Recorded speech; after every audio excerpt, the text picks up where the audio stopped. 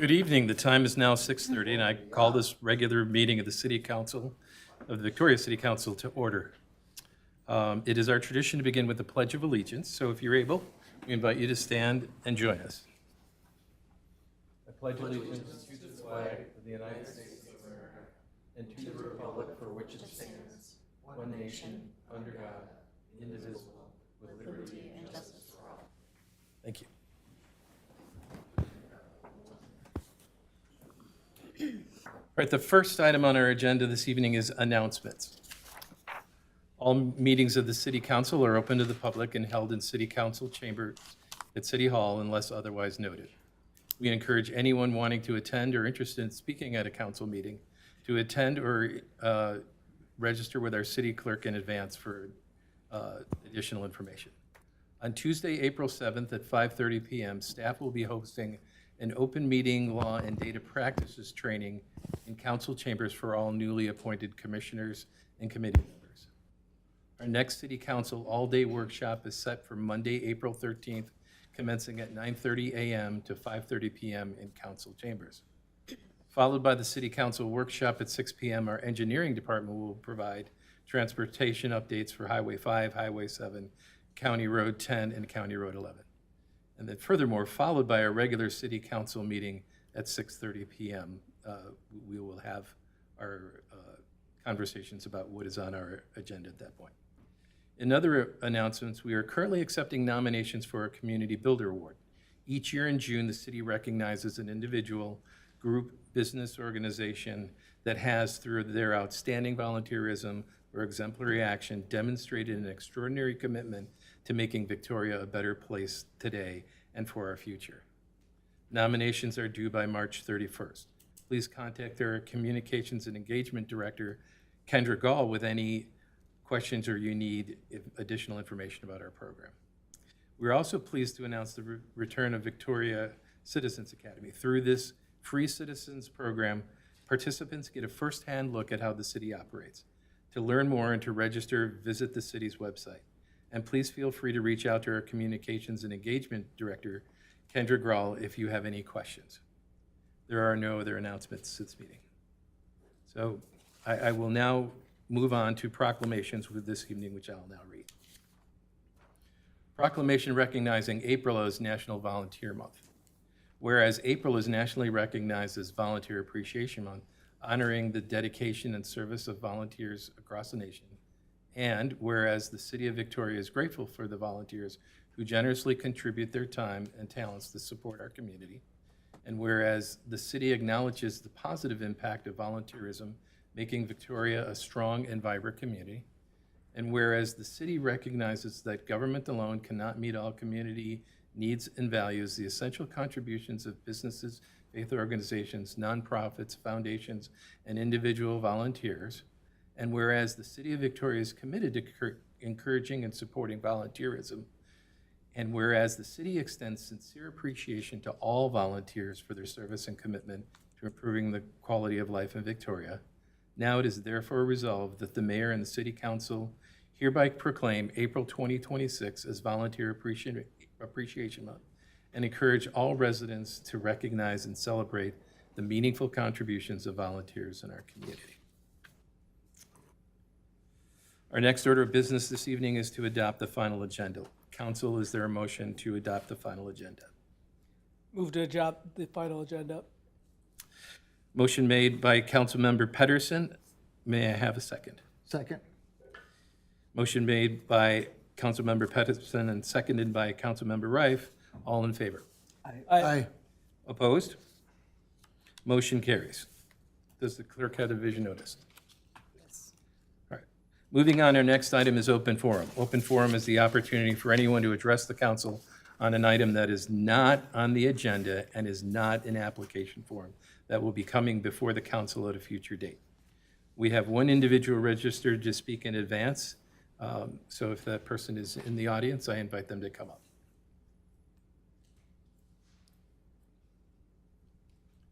All right. It appears that the individual who did register has not made themselves known yet, so I want to provide some housekeeping guidance around the open forum.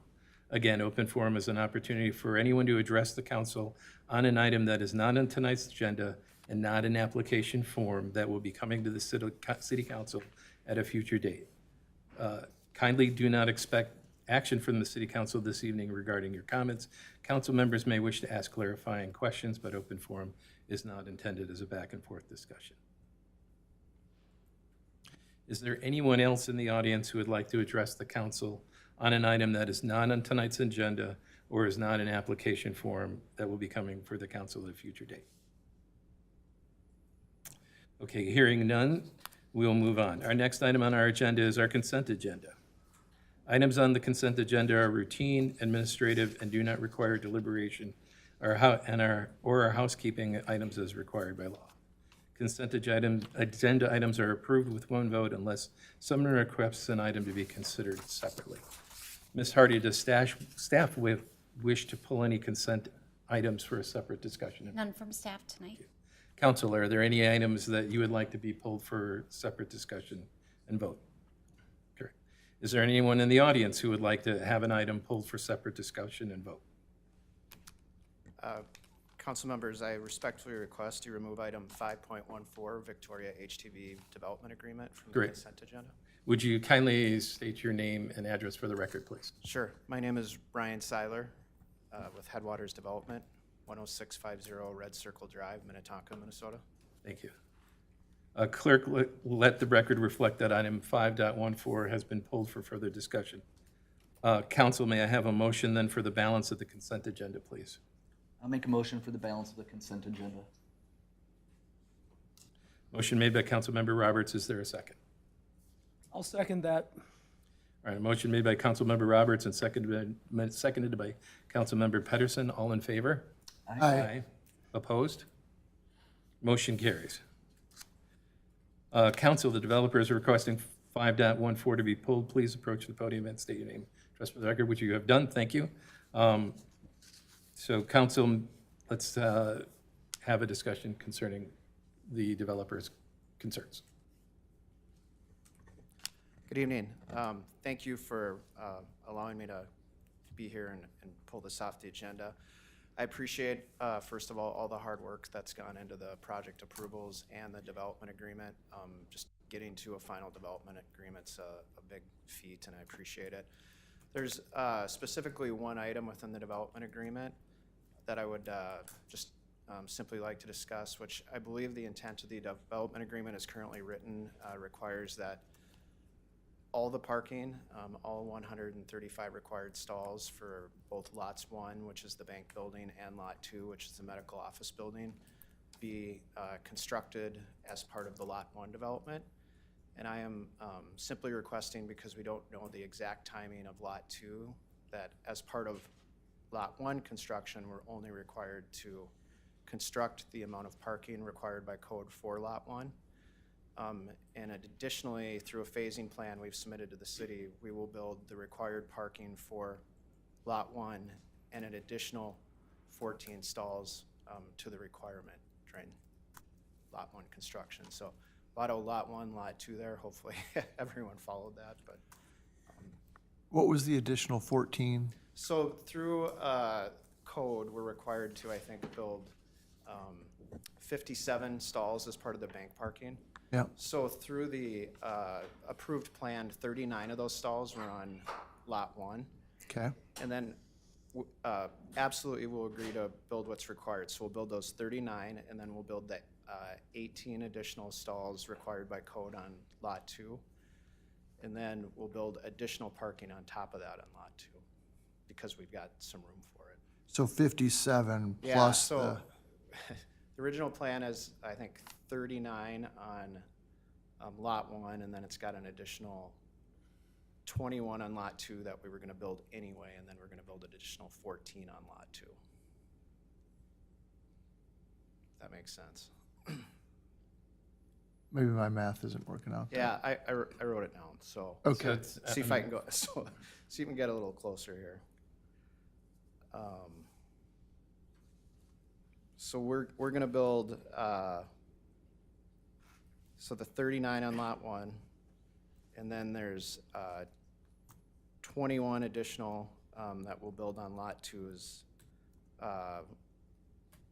required as part of code, and then we'll build an additional 14 above and beyond what code requires on Lot Okay, 2. so 60 plus the 14. Yeah. Is that? Makes reflect- sense. Okay.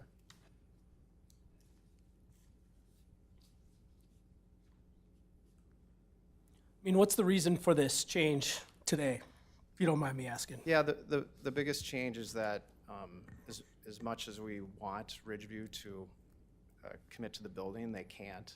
And so we're forced to probably go look for additional or different medical tenants for the MOB building. And until we can find those tenants, we can't build the building on spec. So we're just not unsure if the timing's gonna time out exactly so we can build them both. The bank is wanting to start as soon as we can, pending what we can do with the Highway 5 construction right now. So they're wanting to get going immediately, and I don't know if the MOB construction can coincide with that. I mean, part of this is the entry to the new Victoria with the new Highway 5, the new Gateway East. I'm concerned about what the landscaping and parking is going to look like leading up to the bank and the coffee shop. Is this just going to be grass? Are we still going to do the landscaping around it, or what's that going to look like? So all the improvements that are required as part of the bank will get done in terms of the landscaping. All the stormwater ponding that'll be required to service the bank will be built out. All those improvements, as far as what'll be on Lot 2, it'll be pretty much in its natural state, as close as it can. So it's, I mean, we don't want to create an eyesore either, and it's a big deal to the bank that when they open, when Highway 5 construction is complete, that they also stand out, and it's a beautiful area. The other piece is just an additional parking location. There's a lot of construction going on in downtown Victoria, and just brainstorming, you may be able to reap some benefits from the other construction groups as a staging area using 3/4 inch or whatever the base pavers are to kind of lay that down for others to park there and then charge them for it while they're staging. I don't know, I'm just coming up with different ideas for you. No, it's come up. I mean, McCrossen's already approached us All right. about So potentially you're aware. staging or using some of that area for parking too. And I know that, I know the bank's, essentially 8 to 5. So if there is some overflow or whatever parking required, there will be after hours parking available on there. Yeah, I just want you guys to be successful and for it to look nice and be effective. So I appreciate that. So is it fair to say that what is Lot 1, which we'll just collectively refer to as the bank, Yeah. will they be underparked by 18 spaces to begin with? No, we will meet all their requirements because they fit 39 on their lot, and then we will build the required 18 on Lot 2. We will fulfill our obligation to fulfill the bank's parking on Lot 1. So Okay.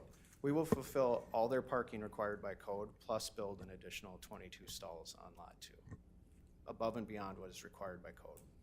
Okay, so the 22 now that is going to be on Lot 2 at some point in the future. We're going to build those at the same time we build Lot 1. So you'll be building the spaces on Lot 2, you just won't be building the building and then the additional The additional 14 extra? parking.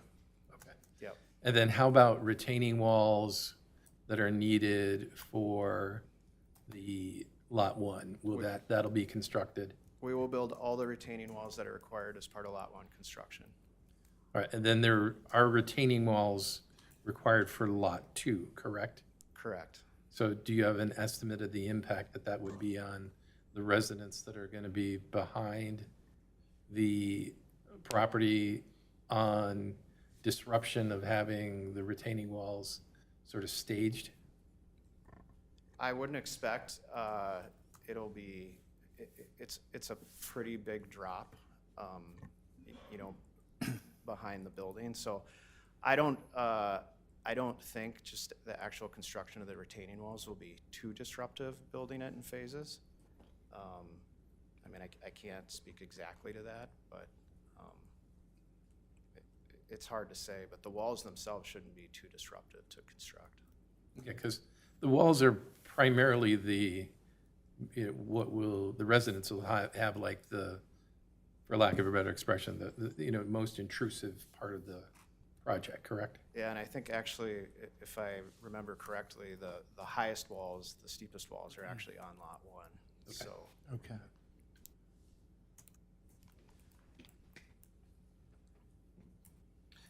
I guess I'll just add, I don't have any issue with this, you're parking for, you're meeting the parking requirements for the bank and the coffee shop. In reality, most people probably go through the drive-through for both the bank and so I don't have any concerns about the parking issues there. And I'm fine moving ahead with this, so. Acting Mayor, if I could, just a kind of a question about the mechanics of how this will work. As I understood the action item for tonight, before we heard about this change, as I understood the action item was to approve the development agreement, which is essentially your standard development agreement with some very few minor tweaks. And so the action item was approve that subject to my input, which of course would be the staff's input, along with me on any minor changes. This feels like a little bit more than a tweak to the agreement. I think a couple of provisions will have to be adjusted to do this. And I guess I'm looking at City Engineer Guerin as well. It's not evident to me as I sit here now exactly what words will need to change to accommodate this, assuming you want to move forward with it. If you do, I guess I just wonder about whether tabling the item to make sure that we can get the agreement to be on the same page for 2 weeks and then bring it back to you when it's in more final format, if that makes sense. Or if, in theory, you could give approval, but I just am not, as I sit here now, I'm just not sure exactly what things in the document need to change. And I guess I can't promise that it's all going to be perfectly easy to do between the city and the developer. I assume that's the case, but I just don't know as I sit here now. Council, listening to Attorney Vos, it would seem, at least from where I'm sitting, that the prudent course of action would be to table this until we can get an agreement in front of us that we can actually understand and inspect, rather than, just try to make adjustments on the fly. I think that it is incumbent upon us to make decisions based on factual data, an agreement that's been reviewed by the city's attorney, and that staff can also have the appropriate time. I imagine that they'll probably move with some expediency on this because there is a sense of urgency, but I think that from where I would view this, that we would be advised to take the prudent course of action and have the appropriate staff time and attorney's review to make sure that we have everything clear and we don't leave room for ambiguity. I would agree with that, and I think also from the developer standpoint, that would make things clear Yeah. on that side as well. As long as we're in agreement tonight, I want to get it right, so we're fine tabling it. Okay. So, And Acting Mayor, when you've completed the sale, you should stop talking, and now I'm going to talk some more. But I guess when I think about it, I think primarily, again, Engineer Guerin, I think it's probably changing the exhibit that reflects what's going to get built as part of the initial phase. I think that's the primary change. But I guess correspondingly then, to the extent there's going to be less parking lot built, there's a little bit less public improvement cost, and then thus there's a little less security, and there might need to be a little bit of mathing done to get that revised math done right. And so I think there's enough there to want to nail those pieces down. So agree with the action that you're proposing to take. I'll make a motion to table 5.14 for further negotiation with the developer. Oh, sorry. To April 13th. Sorry, what? April 13th. date. Able to, until April 13th? Okay, so make a motion to table until April 13th to give time for the city attorney and developer to come up with an agreement. Second? second? All right. So I have a motion made by Councilmember Roberts and seconded by Councilmember Pedersen, did I hear? Or Councilmember Rife? Thank you. All in favor? Aye. Aye. Aye. Opposed? Motion carries. We'll be tabling this item. Thank you. Just a point of clarification on that, are we, like, legal timelines and all that stuff is good? Like, we aren't on any 60, 90, 30-day thing? Your final plat was already approved. Yeah, yeah, Acting Mayor Council, yeah, no, this step is just, was a condition, as I recall it, condition of the final plat approval and maybe a condition of some other approvals already given, but the development entitlements, the approvals required have already been given, subject to entering this agreement. So the plat has not literally been recorded yet, but it's been approved. And so if this, well, I'm not even gonna say the if, because it's not gonna happen, but this is fine as far as timelines, so we're okay. Thank you. Correct. I assume so, but we know what happens. Good question. Okay, thanks. Councilmember Pedersen, Carnivos. All right, on our regular, now we move on to our regular agenda. First item on our regular agenda is item 6.1, which is our public improvement hearing and consideration of ordering the improvements and authorizing the preparation of plans and specifications for the 80th Street improvements. Presenting this evening is Assistant City Engineer Amanda Meyer. Ms. Meyer, welcome. Thank you. Good evening, Mayor Pro Tem and the City Council members. As mentioned, the next item on your agenda is the public improvement hearing and considering ordering the improvements for the 80th Street Improvement Project. As you may recall, in August of last year, we had a workshop, talked about the proposed improvements, proposed scope, and ultimately the assessment amounts as they were coming in a bit higher than what you've typically seen. We also had a neighborhood meeting in October, which I'll talk about a little bit further as we get into the PowerPoint. And then we'll also just kind of remind you of the proposed improvements as we go through the slides. So existing conditions, again, this is a rural section road, extreme cracking, no storm sewer, no curb and gutter, no water main. This road was gravel up until about 1990. Residents band together, got approval from the city to pave the roadway. I believe in 2010 and 2017, the city did do some minor maintenance to the road with crack seal and seal coat. Excuse me.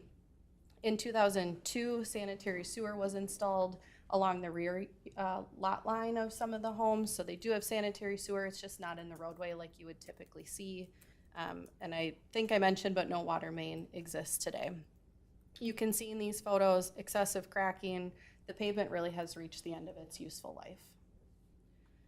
What's being proposed and what was included in the feasibility report that was ultimately approved in February of this year is a full reconstruction, curb and gutter, storm sewer, and then possible water main installation. I'll talk a little bit more in detail about what that means, but there's some images on the screen before you of what that reconstructed roadway could look like.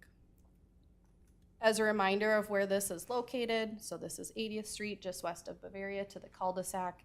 I think it's just shy of about 700 feet long, so a pretty short stretch of roadway. What you're seeing on the screen before you is some potential driveway impacts, the proposed water main, if it were included with the project scope in the sort of cyan, light blue color with services to each property, and then storm sewer in the orange. Just as a reminder, as part of that storm sewer, it would require easements from Holy Family High School for the ultimate discharge to the west to that adjacent water body. So a little bit more detail on the proposed improvements. What was included in the feasibility report is the 24-foot wide street with curb and gutter. I do want to note with that 24-foot wide street, parking is restricted on one side. And then you can see the typical section here. This is for a 7-ton road, which has been typical for some of the reconstructions in town to help reduce costs a little bit, as opposed to the, the typical 9-ton roadway that you see in the newer developments in town. And then also the possible construction of the city water system. So as you're reconstructing a road, it's more cost effective to add water main now. As opposed to later. So now is a great time to consider that improvement. As I mentioned, we did have, and I apologize, there's a lot of words on this slide here. We did have a resident neighborhood meeting in October, and some of the feedback we received were regarding the roadway width. There's concern, right now it's a rural section roadway that even though it's 22 feet wide existing today, there's ability to still park on the roadway. I imagine some cars are maybe parking in some grass. But there was concern about the restriction of parking on one side, and so there was an ask of a 28-foot wide roadway. 28 feet wide would allow for parking to be permitted on both sides of the roadway. You can see what that does approximately to the construction cost, increasing from about $775,000 to $804,000. What I do want to mention though is, you know, as we would get into design, we'd understand more about impacts to properties. So grading, tying into existing grades for each property, what the driveway impacts look like as we're widening an additional 4 feet, if there's landscape impacts, additional tree impacts. Unfortunately, some of those things just aren't known until we get into design. But this 804 is our best estimate at this time. I do want to mention with the additional 4 feet for the street width, that likely doesn't provide any additional special benefit to the residents. So that additional cost would be on the city to pay for. So you can see the change in city cost share. It goes from about $658,000 to $687,000. So just want to make note of that. And then as it relates to the water main, the initial feedback we received was that the residents were not generally supportive of the water main. I know there are some folks here who live on the road, so I'm hoping that they'll speak and provide some feedback to you all on, you know, if any opinions have changed all on either the street width and or the water main construction. Before we move on, can you talk a little bit more about the benefit? Obviously, you know, there sounds like they would like a 28-foot road, right? And it's a benefit to be able to park on. So how does it work when they're figuring out what's an actual benefit or not, and how it equates? Because obviously those extra 4 feet are a benefit to them because it allows them to park on both sides of the road. But so how does that? But obviously you're saying doesn't meet the benefit requirement or standard or whatever to allow us to include that in the assessment that the city has to eat that.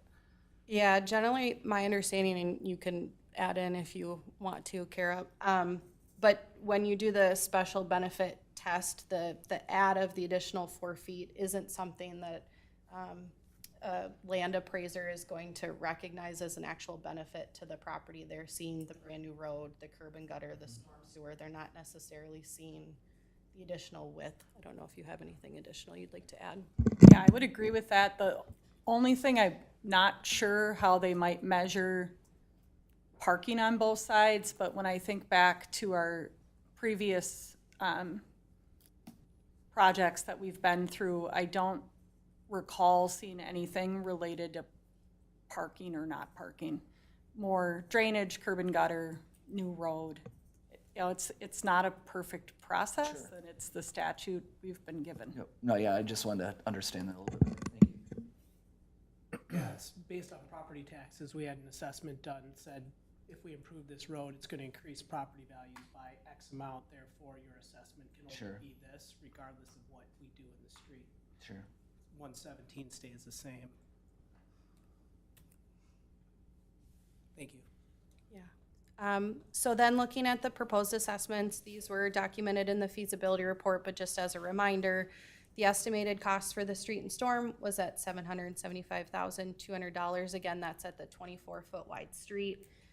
Within the feasibility report, there was a proposed cap at $13,000. So we did have quite a bit of conversation at that workshop about, you know, comparison with other recent street improvement projects and comparing to this kind of unique situation with larger lots. There's only 9 accessible units.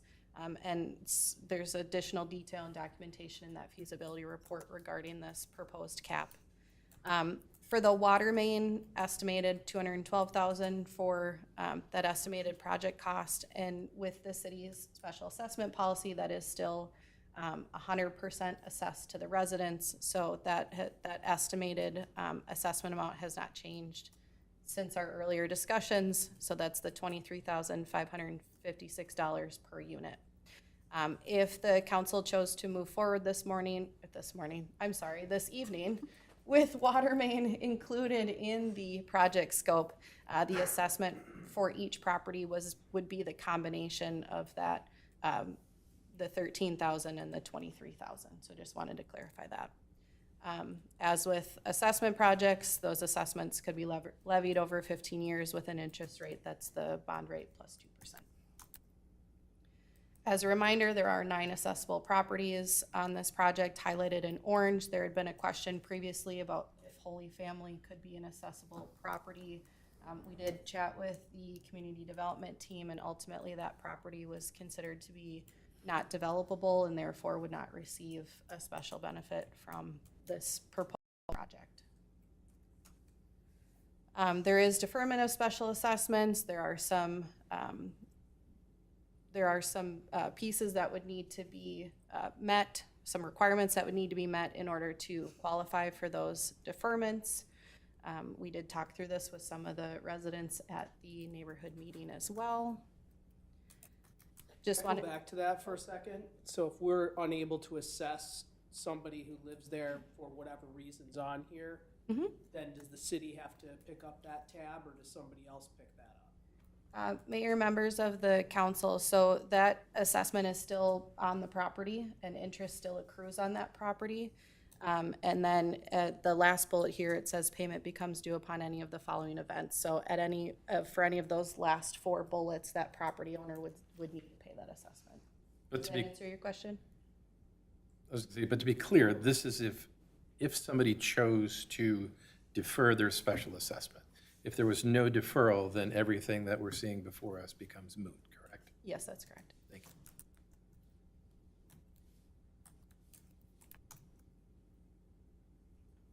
Good, thank you. Okay. Just wanting to show you the project schedule. So we're at the March 23rd this evening. Should council choose to order the improvements, we would look to come back in June to approve plans and specifications, open bids in July, and ultimately construct the project late summer into the fall. I do want to note there's 3 items on the screen before you this evening. So the first is to ultimately hold the public hearing. The second item, because the water main is an optional component, council must decide whether water main should be included before considering ordering the project. So that's what that motion number 1 is determining whether or not water main should be included. And then the second motion for consideration this evening is to order the improvements and authorize preparation of plans and specifications. So with that, I'm happy to answer any questions.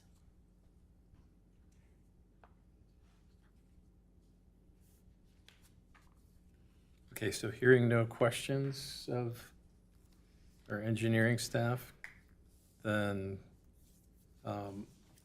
I will now open the public hearing. Is there anyone who wishes to speak to this item?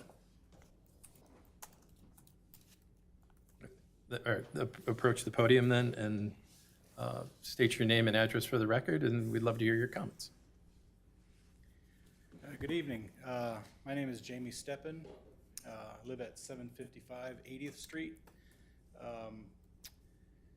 We moved into the property about 2009 period, so I would consider myself more of a junior person living on the street, but we have recently acquired a lot of newer people on our block, I think within the last couple of years. 2 gentlemen behind me have lived on the street longer than I have. They have much more to say about a lot of these things, but some of the things that I would like to address and what we have discussed with our neighbors and some of the ones who are not here, of course. We were talking about the parking on both sides issue, and I know that's something that can go either which way.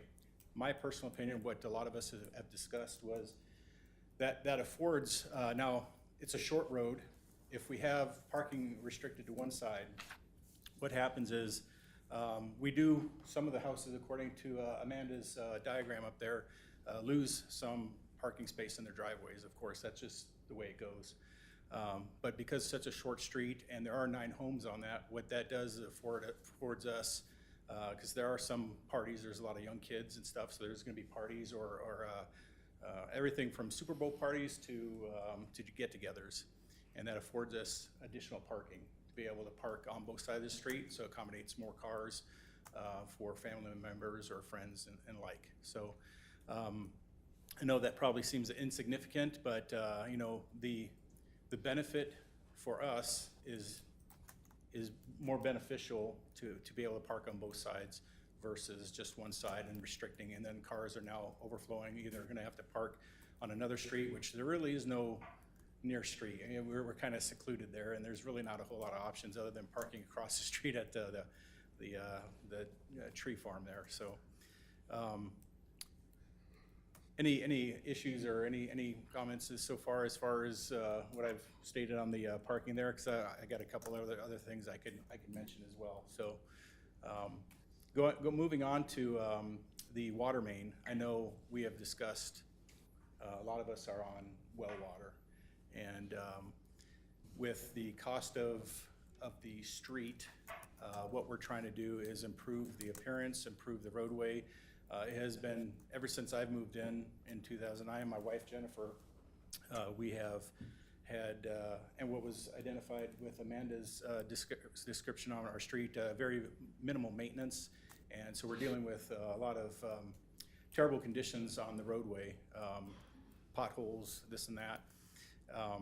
So taking care of that primarily and installing a water main, I think what that would do would create a little bit more of a hardship financially for a lot of the people that live on the street.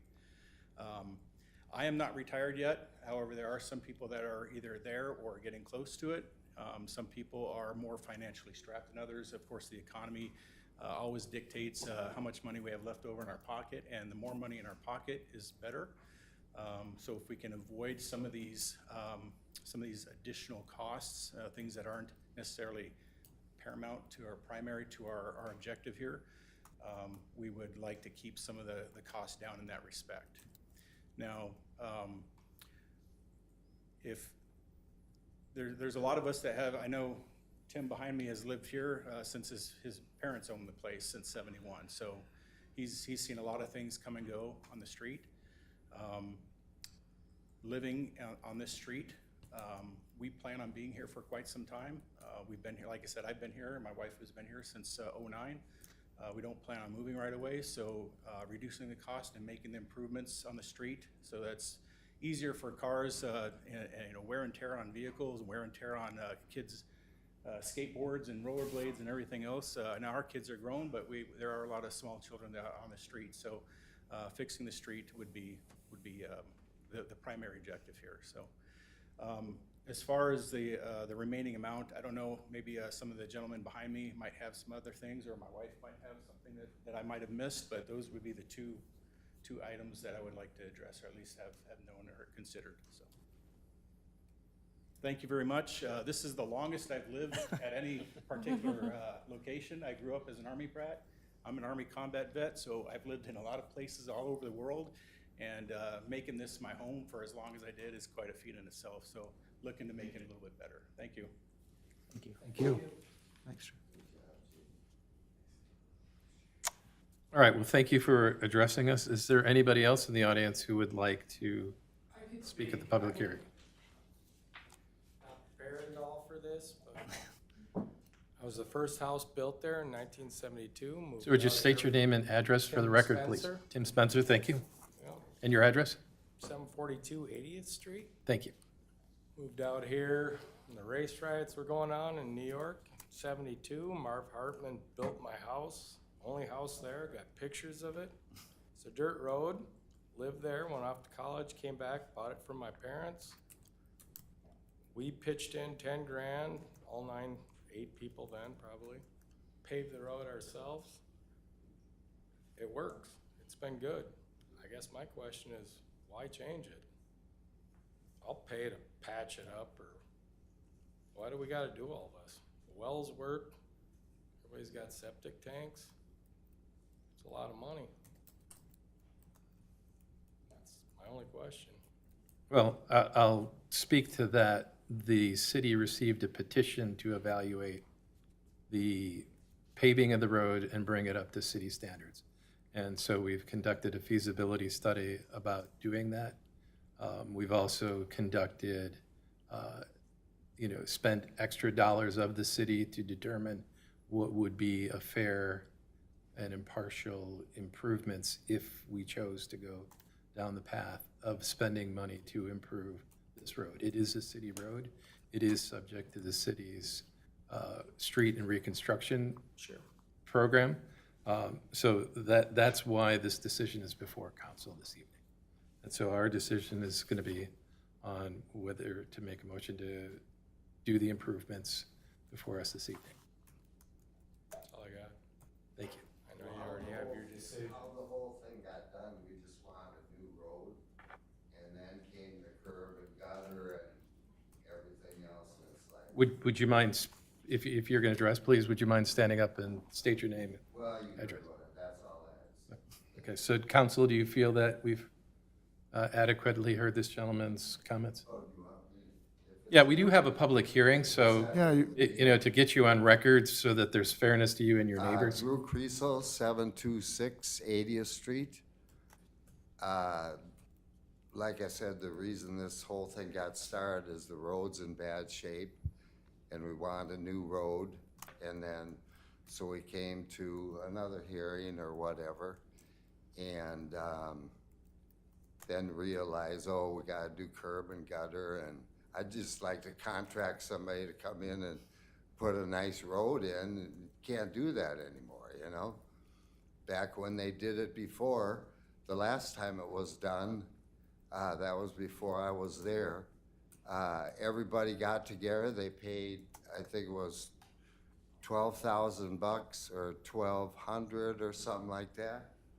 And they put a whole new road in, Now, if we put one in, we got to do curb and gutter, right? That's correct.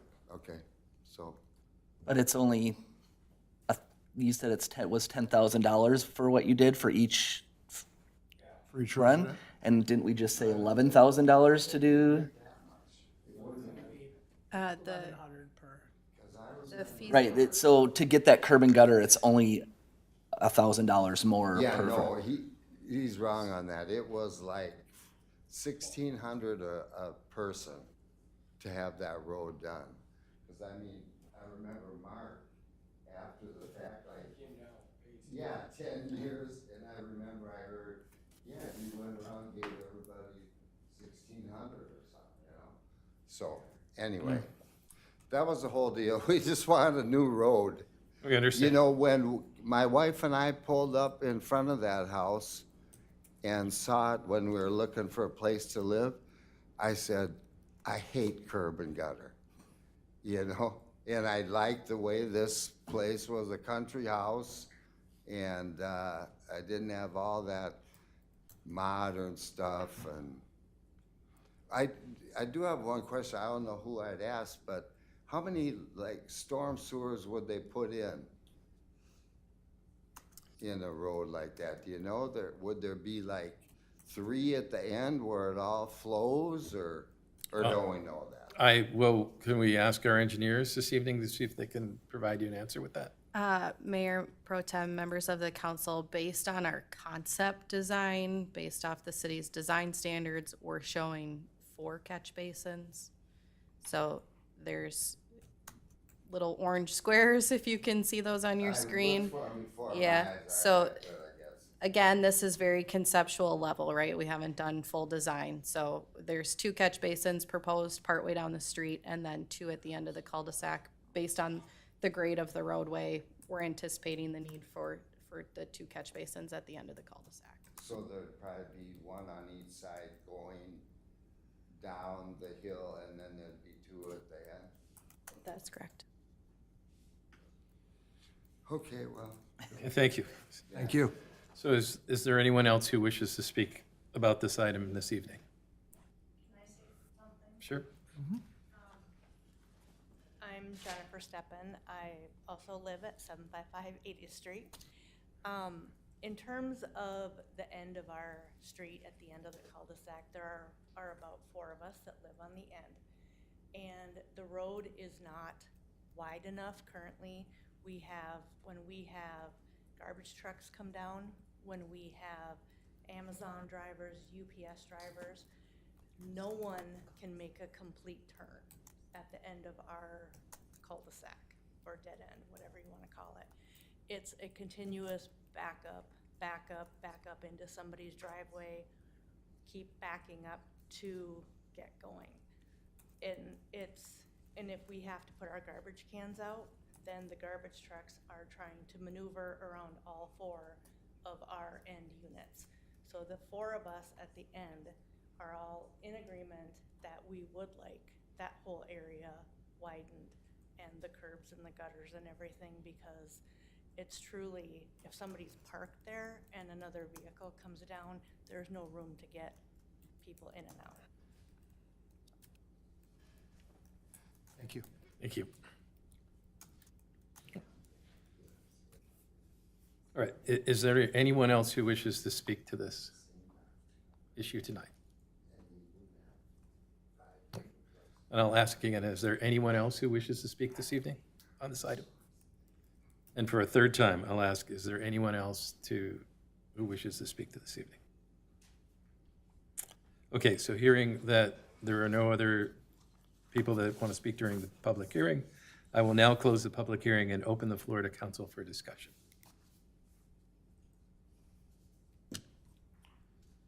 All right, I'll start us off. I don't know what the reasons are that we can't keep it as a rural road and we have to do curb and gutter. Is there a reason for that or not?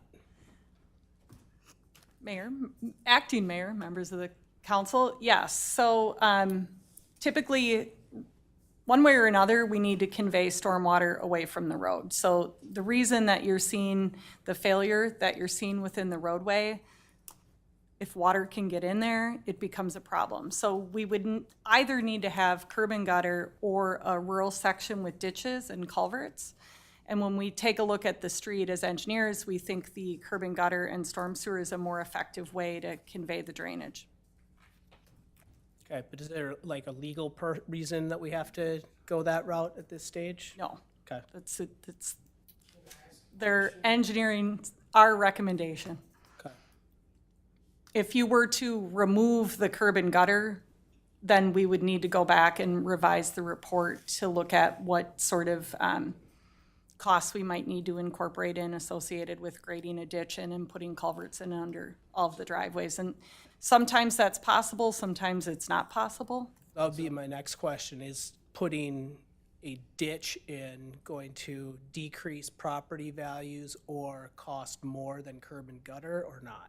Typically, in my experience, the impacts are the problem. So, if people have landscaping, if there's trees adjacent to the roadway, we need to have the stormwater leave the site one way or another, either through a storm sewer or through a ditch. And so if we have to grade a ditch on both sides of the road from the top all the way down to the bottom of the cul-de-sac, that would be impactful. Okay. And again, that's what we're looking to achieve here with the section that's proposed, and what was proposed is to reconstruct the road to city standard, consistent with what we've done to nearly every other street in the city except for like 3 little areas that we have left. Suffice it to say that. We've closed the public hearing. We've closed the public hearing, so we're now discussing. It's hard to say without analyzing it. It's been there almost 30 years, yeah, it's in bad shape, but it lasted that long, you know?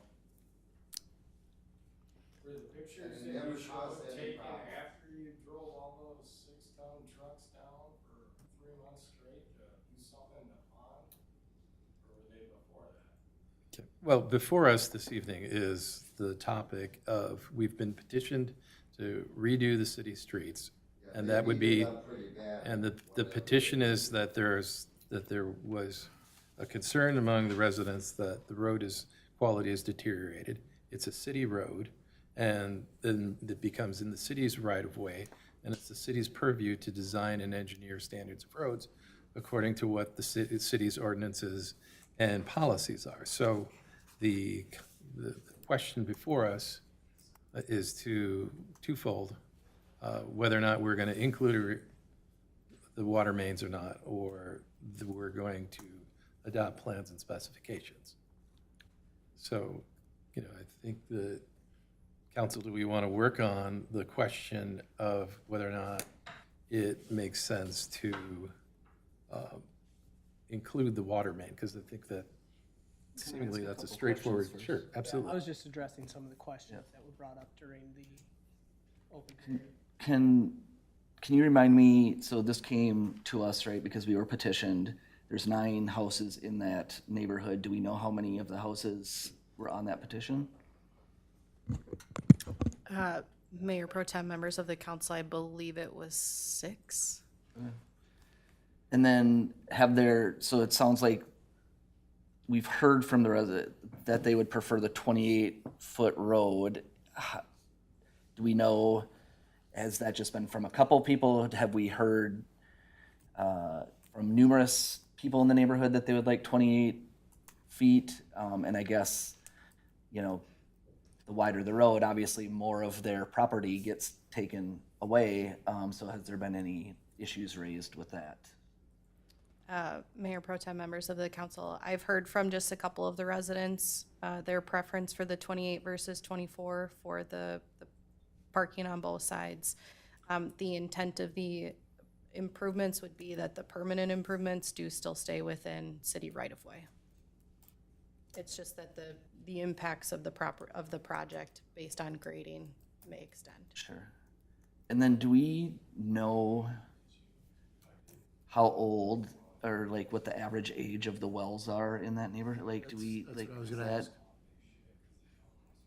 It's a great question. I do not know the answer to that. There, we did a little bit of work on that last year, though. You brought some things up about the wells and some of the history there, I thought. Kara, I don't, my memories, I'm trying to, do that. Apparently mine's the same as yours. Yeah, is that, I'll take a stab at it. Mayor Pro Tem. So, yes, Thank you, Mayor Pro Tem, council members. But to the best of my recollection, the discussion that the council had was to go back and have a neighborhood meeting. And during the neighborhood meeting, kind of gather what the appetite of the neighborhood was on the water main versus the well. And so I think that was part of the discussion that they had. So I don't know if we have clear consensus. I think we've heard from some. But I believe, and I'm going to look at both of our engineers, that we're not hearing from the majority of people in the neighborhood that the water main is desirable. okay. I would agree with that. So I guess, I mean, just thinking about, I mean, you know, we've got 2 things, right, before us, right? It's the street and it's the water main, and it's pretty clear that the road needs work.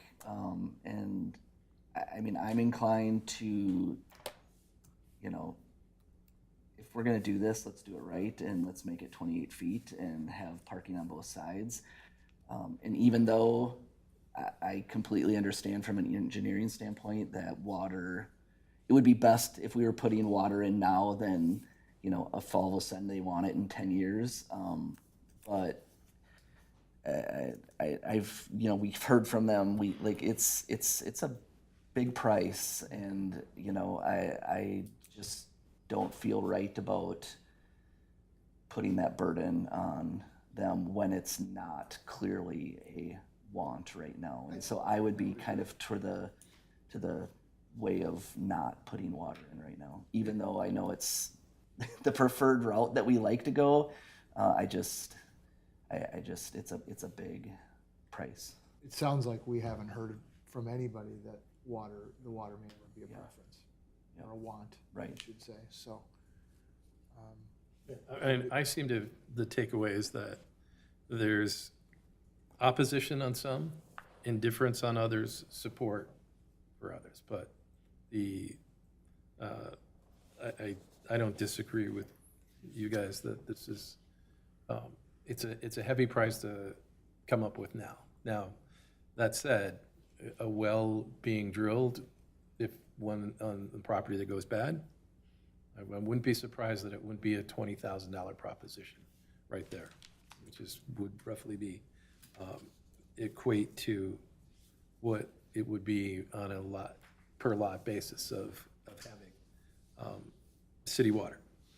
So if we choose not to do the water main, then I think it becomes clear that becomes a long-term risk to the residents on the road that they would absorb the problem with the well, and they wouldn't have the opportunity to stub into the water main. Yeah. Correct. So then, council, I think that we then are in, I'm sensing consensus that we would not include or exclude the installation of water mains.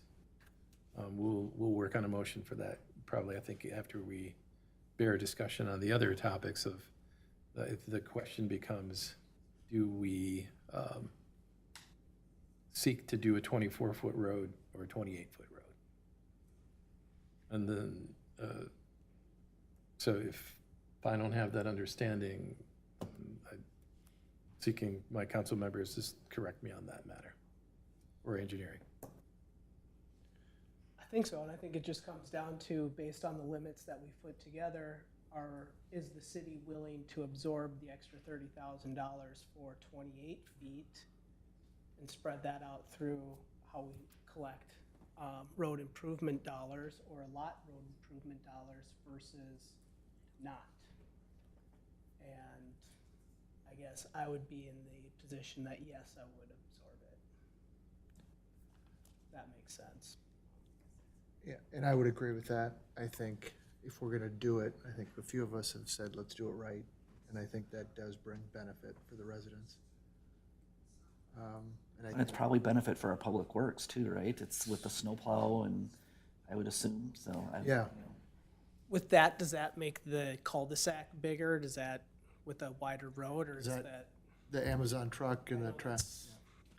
What was shown in the feasibility report was a 35-foot wide radius. I feel like what you have right now is maybe 26, 25. It's pretty narrow. So the radius of the cul-de-sac would stay at that 35 feet, unless you feel differently, regardless of the 24 or 28-foot wide road. So at least a 9 to 10 foot difference in the new compared to existing. And I'd just add that 35-foot standard is what we've used throughout the city in these situations where we're reconstructing. The new neighborhood standard is 45 feet. That becomes very disruptive in an existing condition. So when we actually implemented the 35-foot standard, we painted it out at the rec center and had the fire truck maneuver around it. And so it seems like, I think the first one went in 2004, and it's not something we get complaints about, so. Okay. All right, so council, I'm sensing that we have consensus on the city absorbing the additional cost to widen the road to 28 feet, and I'm hearing that the potential offset is that there's a benefit to the residents on the street being able to park cars on both sides, and would it be fair that that benefit offsets some of the concerns about the parking that is available now, because it's basically rural and half the car sits on the road and half the car sits on the grass? Agree. Would agree. All right. So are we agreed that we've had enough discussion item on this? All right. So seeing no further discussion, I'll now entertain a motion. Staff are looking for two motions on this item. One, specifically whether we want to include or exclude the installation of the water main, and one related to the preparation of the plans and specifications. Are there any motions? Make a motion to exclude the installation of the water main in the scope of the 80th Street improvements. All right, I have a motion made by Councilmember Roberts. Is there a second? Second. Okay, so a motion made by Councilmember Roberts and seconded by Councilmember Rife. All in favor? Aye. Opposed? Motion carries. Do you have our Yes, I do. Or division is great. And then, all right, moving on. For the second motion, I just want to clarify, do I need to state the feet width within that motion? I think that it might be better because the resolution references the feasibility study, which has 24 feet. I think it might be better to have a third motion where you're specifically increasing it from 24 feet to 28 feet, Okay. providing that direction to staff, that as part of the design to increase the width. Fair enough. I'll make a motion to adopt a resolution ordering the improvements and authorizing the preparation and plans and specifications for the 80th Street improvements. All right, I have a motion made by Councilmember Pedersen. Is there a second? Second. I have a motion is made by Councilmember Pedersen and seconded by Councilmember Roberts. All in favor? Aye. Opposed? The motion carries. So yes, we did not provide you a sample motion for that. I can try. Gonna know where that was gonna go. Wanted Right. to leave that up to the I'd- council. I'd So make a motion to direct staff to change the width of the street from 24 to 28 feet in preparing for the 80th Street improvements.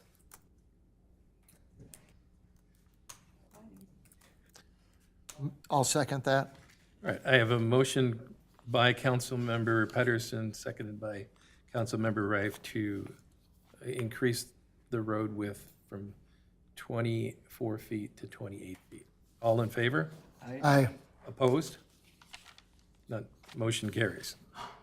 The next item is 6.2, which is to consider the conditional use permit for a commercial sign for a Blue Agave Tacos and Tequila Restaurant located at 7980 Rose Street. Presenting this evening for Associate Planner Travis Beerley. Mr. Beerley, welcome. Thank you, Mayor and Council. Just 1 second to get this.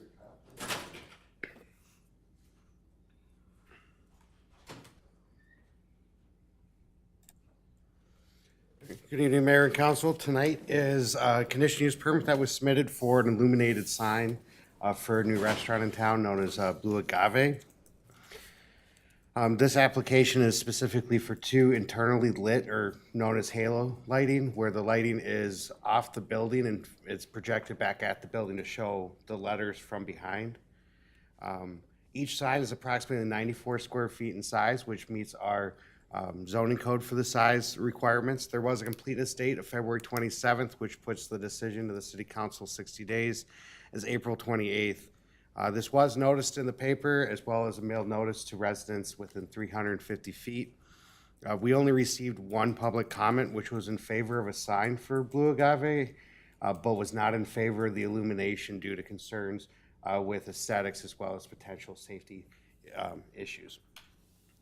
So just to point out where 7980 Rose Street is, it's part of the row building. That's going to be the end cap right on Rose Street and Highway 5. And just taking a look at the example of the signs, the applicant provided us with renderings of day and night. So this image here is from Highway 5.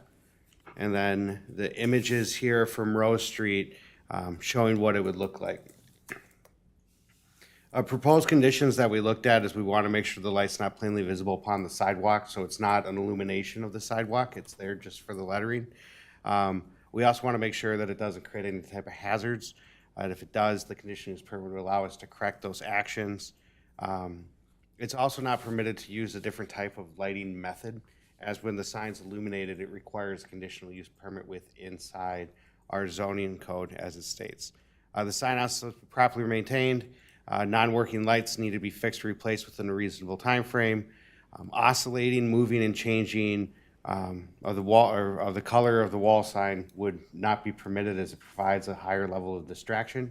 It's also not something we have in any other sign downtown.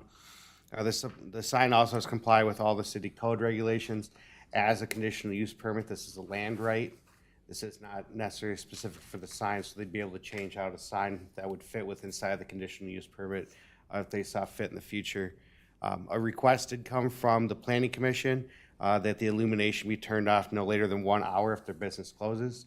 This is something the City Council would be able to do, as it fits in the time, place, and manner of the sign and not necessarily the sign characteristics itself as far as the messaging goes. The other two conditions on here is requiring that the resolution is recorded within 180 days. That's more or less an accounting item, and then that we don't issue a sign permit until the proof of recording is done. That way, we're making sure we're dotting all the T's and crossing all the dotting all the I's and crossing all the T's before we go ahead with the approval of any signs. There is a sample motion provided for the approval of the sign. I would like to point out this is the first conditional use permit for an illuminated sign within our downtown area, as this requirement came forth in the fall of 2024 with a new sign ordinance that was passed by the city council. And for that, I can stand for any questions. Question I have for you, Travis, what would be construed as a reasonable period of time, and what would we do about that if things were not illuminated? I think we've all seen throughout the community where there have been large illuminated signs on buildings, and the letters seem to be out for days, weeks at a time. Then the next one burns out, and it's out for days, weeks at a time.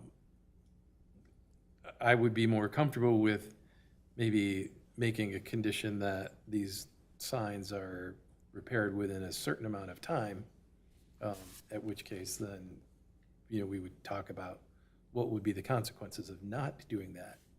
But I just want to get our view of what we would view as reasonable so that we're not having somebody upset by not only did they not necessarily like having an illuminated sign, but then to look at an illuminated sign that has burned out letters for 3 days might be tolerable, but 30 days would be inexcusable. So, Mayor, that's an excellent question. Using the term reasonable time is subjective.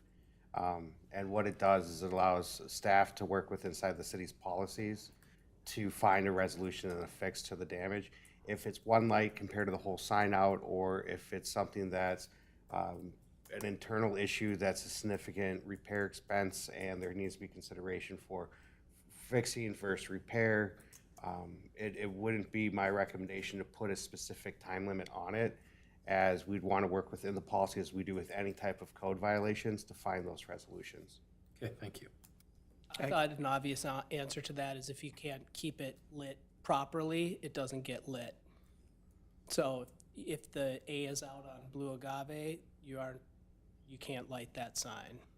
I don't know if you can put that in there. I don't know if it's legal, but it seems like it's a nice carrot to get it fixed versus just letting it sit out there and have it 7/10 or whatever illuminated. Well, and the other thing too is this is our first one, it sounds like, so it probably is critical how we approach this one. Because there could be others too. Yeah, Acting Mayor, if I could, I hadn't thought of this question, and I'm interested in it both for you, but just generally. Staff, do we know, I can't tell because I'm looking at it on my cell phone. Are there multiple lights for each letter, or is each letter a single light? How many lights are we talking about to light up this sign? This would be what you see standard lighting, so each letter is likely to have its own lighting system. Yeah. But it'd run on a string. So if we think about it as Christmas tree lighting, you might have a bulb out on the Christmas tree light, but the rest of the lights would still be on the string. Yeah. So this is a typical design that you see for a lot of restaurants and retail locations. Going back to one of the letters might not be illuminated, this type of sign design could have that happen. So Acting Mayor, staff, Travis, I guess I thought you were saying if it's on a string, a single light in the B in blue, a single light of the 6 lights that are lighting up the B could be out. I apologize. The analogy was a little loose. When we look at this, each letter and each logo and everything that's part of it, those are each individual light bulbs that are there is one way to look at it. So you could have part of the agave plan out, you could have the G out, or an O, or the Q or anything like that. Yeah. And that'd be the type of thing that we'd want to address. But it depends on, when we're looking at the reason, going back to the reasonable time, it depends on what severity that is, depends on what type of resolution would be most appropriate. Yeah, and just to state the obvious, it seems to me that if if my hypothetical had been right, and there were 6 lights lighting up the B, and one of them is out, the B would be very, very slightly less bright than the others. That is less obnoxious than the entire B being out, right? I mean, that just is a bad look. So it seems to me that that's what you're wrestling with a little bit here, is if you've got 2 letters in a 9-letter sign, that's a bad look. And so you want that to be fixed quickly, so. And you see it all the time Yeah. around, when a letter or 2 are out and. Yeah. But everything's legal with this according to our city code, right? I mean, I couldn't come up with a reason why you would say that this is not something we can have, right? Councilmember, that's correct. Everything with the sign falls within all of our parameters as far as projection off the walls, as far as the square footage of the sign. We worked with the sign manufacturer prior to the application being submitted and narrowed down their concept to fit with inside the city code. Like illumination's all good, the size, color, everything's fine. My question would be, going above that, is I know in the past there have been signs along certain state roadways that aren't allowed based on how close they are to the road. And this being Highway 5/Victoria, Victoria Drive, are there any state reasons or state statutes that would not allow a lit sign to be this close to Highway 5? That would be the only thing I could come up with that possibly could be an issue. And Mayor, Council, that was one of the questions that was asked during this Okay. process, and what we were told from the sign manufacturer, not from the state, is that as long as the light doesn't project out on to the right-of-way, and it stays completely on private property, then it shouldn't have any violations. If it does create a violation or creates a traffic hazard, we would need to address that, or the state would need to, we'd work with the state to get that addressed in the future. Okay, thank you. Yeah, Acting Mayor, again, this one catches my attention. Someone has asked the question, what would be legal? And I guess what jumps out at me, I mean, it's perfectly legal just to say it will be repaired within a reasonable period of time. If you feel like that's a bit too loose, it seems to me that there are 2 other options for you. One would be to say, within a reasonable period of time, not to exceed, fill in the blank. That would be one way to address your concern. The other way would be to say, the business won't illuminate the sign for more than X days with a letter out, right? You've got a letter out, you can work on it for a couple days, but we're not gonna let you have it on for a week with a letter out, or whatever. I mean, obviously, that would be up to you. So those are 2 ideas, if that's an important concern to you, that you could go at this with. That, to me, tightens it up a little bit. Okay. And the number that would come in mind is 30 days, up until 30 days in general. I think that's very reasonable. If we went with the latter that Attorney Vos brought up, I would say 5 business days without a letter. You could have up to 5 business days, and then you're to at least make arrangements or however we approach that. But I think probably the cleanest is up to 30 days. All right, so Councilmember Rafe, would you say that perhaps we modified condition 5 to non-working lights shall be fixed or replaced within a reasonable time frame not to exceed 30 days if within 30 days the lights are not repaired, then the sign can no longer, the remaining sign can no longer be illuminated? That's what yes, that's what I was saying. Council, do we feel like we have consensus with that? Yeah, I would go less, but 30's fine. All right. And for, last piece of guidance, Travis, would you feel that that's something that's reasonable for staff to administer and support? Yes, Mayor, Council, that fits within our current policy, where we have a 10-10-7 policy for enforcement, so that's 27 days. So 30 days is more than ample time to continue with our normal code enforcement processes. And then, Council, just the last, because it's highlighted, how do we feel about item 8? Does that seem Yeah, can I Reasonable. ask a question about operation? Are these things just on timers or is it like a switch? Mayor, council, there's two different types of operations, generally for signs. One's a switch, one's a timer. For this specific one, that's not a question that I asked. Unfortunately, the applicant's not here tonight to respond to that. But if we put that requirement in, they would need to comply with it, whether it's them turning the light off manually when they're leaving for the night or having it on some type of timer to go with their business hours. Yeah, I just don't see them get beat up because somebody forgot to flip a switch, you know? And is it an hour or hour and a half after the close of business? I don't know. I think it's, to me, it's moderately irrelevant, but, Well, close of business, they're still gonna be cleaning up, picking up. So I think you'd need an hour. I mean, that's, Yeah, so if it's not on a timer, then there's just the possibility that, whoever is in charge of closing forgets to switch the sign off it. And it happens, right? Like I know when I worked at a convenience store in high school, right? Like you're trying to get out the door and you forget to flip the switch that's lighting up the big gas sign, right? Like it's, it happens from time to time. So people need to, like, I think, we just need to be, if it's happening all the time, it's one thing. If it's, an accident here and there, we just need to be reasonable, right? Yeah, I mean, I think that the question becomes, we need to be sensitive to, we did have somebody who had a concern about probably their feel that like the sign is going to be blaring in their living room or bedroom and, that. I'm assuming Would we maybe want to tighten this up so that 1 hour after business or 12 midnight, 11 p.m., or, so that that's a good question. I don't even know what their hours would be. Mayor, council, I'd recommend not putting a specific time on. The restaurant is applying for a liquor license, therefore they might be open till 1 in the morning. You might have a change in the business that's there, and in the future, because remember the conditional use permit's a land use right, so it'll change with the ownership that's on that end cap, if there is ownership change. And we should have a balance between what's good now and the necessity of having a future business owner need to come change it.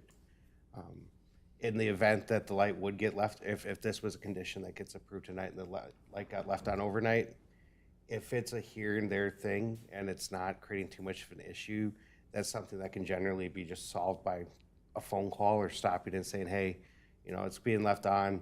Can we just make sure we're in compliance with it? If it becomes a consistent thing, then we would use the conditional use permits in its full force to make sure that that's enforced or remove the condition, which would stop them from being able to illuminate the sign. If it came to that, that's something to definitely come back to the city council for that type of enforcement. When we do these, right, so this is coming from the applicant's Blue Agave, right? So they're asking for this. Does Row have any, do they talk to the apartment building at all? Because I'm just curious if there's been any, if the complaint came from a resident that lives right above where that's gonna be, or I'm just curious what the light will be like going up, like for the people that live right in that apartment. Mayor, council, specifically for this type of lighting system, what it is basically you'd have the wall and then you have your sign that projects out. The light sits towards the end of the sign and projects back at the wall. It's made to create a glowing effect rather than to do any type of light projection outside of the sign.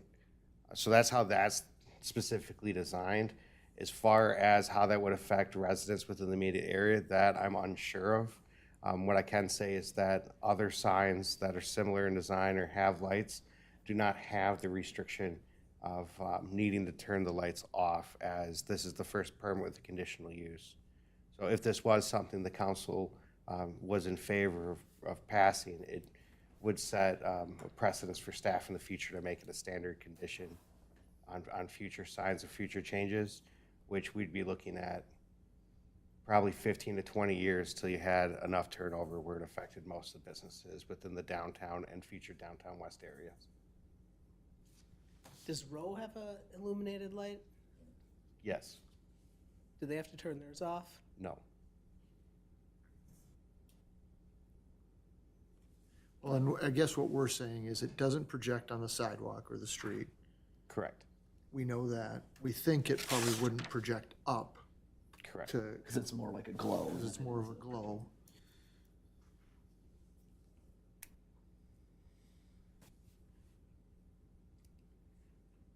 I can go either way on this one. Number 8, that is. You what? I said I could go either way. Turn it off 1 hour after business. I mean, if I'm a business owner, I'd shut it off right when business closes so people aren't coming up to the door. But if That's they what I want was it on thinking for too. advertising- It's more electricity, right? Yeah, more Save electricity But if I and, want it on for advertising for an hour after when nobody can come in, or do I just leave it on all the time? I mean, I'm fine with 8 the way it is. I mean, an hour I think is reasonable. And yeah, Yeah, I do too. If that's Alright. what the planning commission wanted, let's do it. all right. I'm comfortable as well. So council, do we have any more discussion on this item? Not for me. All right, so hearing no more, I will entertain a motion. Motion to adopt a resolution issuing a conditional use permit permitting an illuminated wall sign at 7980 Rose Street for the Blue Agave Tacos and Tequila Restaurant. I have a motion from Councilmember Rife. Do we have a second? can I ask, do we need to say with 30 days. our amendments or our what's the word? Sorry, in your slide back before your conditions? Mayor, council, I'd ask that the motion is amended to state that number 5 on the conditions list of non-working lights shall be fixed or replaced with reasonable time frame not to exceed 30 days. That gives staff the direction to go ahead and modify the conditional use permit. Councilmember Rife, do we want you to retract your motion and then? Sure, I'll retract my motion. I think Ms. Hardy has something. Madam City Manager? Thank you, Mayor Pro Tem, members of the council. What I had noted where I thought I heard consensus was what Travis just said, but also the remainder of the sign cannot be illuminated after the 30 days. So what I had written down was direct staff to modify the reasonable time frame not to exceed 30 days, and if not fixed within 30 days, the remainder of the sign cannot be illuminated. Right, that's my recollection as well. So would you like to restate your motion, Councilmember Rife? Sure. Can you put it back on that for me, please? All right. Motion to adopt, okay, right here. Yeah. Motion for Blue Agave, right, 7980 Rose Street, with updating proposed condition number 5 to non-working lights shall be fixed or replaced within a reasonable time frame not to exceed 30 days. If that, we direct staff to modify and address that situation. May I make a suggestion? Reasonable time frame not to exceed 30 days, and if not fixed within 30 days, the remainder of the sign cannot be illuminated. Not to exceed 30 days, and if that is not achieved, then the remainder of the sign cannot be illuminated at that time. Great. Second. Is there a second? All right, so a motion made by Councilmember Rife with amendments to item number 5 pursuant to our discussions, and seconded by Councilmember Roberts. All in favor? Aye. Aye. Aye. Opposed? Motion carries. The next item is 6.3, which is a public hearing for an on-sale intoxicating liquor license and a Sunday licenses for Blue Agave Tacos and Tequila. Presenting this evening is the city clerk, Claudia Esvold. Ms. Esvold, the floor is yours. Thank you, Mayor Pro Tem and council members. So what we have before you is a public hearing for Victoria Prime, also DBA as Blue Agave Tacos and Tequila. They are applying for an intoxicating license and a Sunday license from April 1st to June 30th. I ask that you open the public hearing to satisfy our municipal code and the state statute. I also want to note that this was published in the Patriot on March 12th and was posted on our city webpage. And just to answer questions, I do have their hours down from Sunday to Thursday, 11 a.m. to 10 p.m., Friday and Saturday, 11 a.m. to 11 p.m. Council, I'll now open the public hearing because I believe Ms. Edvold is done with her presentation. Would you clarify that? Is that fair? Yes. Thank you. So I'll now open the public hearing. Is there anybody who wishes to speak on this item? I'll ask a second time. Is there anyone who wishes to speak on this item? And then lastly, one more opportunity for anyone to speak on this item. Okay, so hearing none, I will close the public hearing and open the floor to council for discussion on this matter. I just want to make sure I heard right. They're going to be open on Monday? That is correct. For what they put on their application, they are open Sunday through Thursday, 11 a.m. to 10 p.m. Know where I'm going. And then, Ms. Esvold, then on Fridays and Saturdays, they'll be open from 11 a.m. to 11 p.m. That is correct. That is what they indicated on their application. And then, just to dovetail that in with our previous discussion, we would expect their sign to no longer be illuminated past midnight at any given point. That is my understanding. Great, thank you. And I do have a possible motion for you on the screen. Do businesses, like if they said, you know what, we're really busy and we decide we want to be open till 1 a.m. because we have liquor, and do they have to amend their liquor, like do anything? Like they just tell us that that's They what would they're just- planning on doing. Yeah. That is correct, Okay, Councilman. that's what I thought. Okay. They would just let us know that they're changing their hours. Our ordinance allows them to be open till 1 a.m. Sure. Perfect. That's what I thought. I just wanted to make sure. I'll make a motion to adopt the resolution approving the on-sale intoxicating liquor and Sunday licenses for Victoria. Is that right? It's Victoria Prime LLC. Victoria Prime LLC, and for April 1st, 2026 to June 30th, 2026. I'll second that. All right, so I have a motion made by Councilmember Roberts and seconded by Councilmember Pedersen.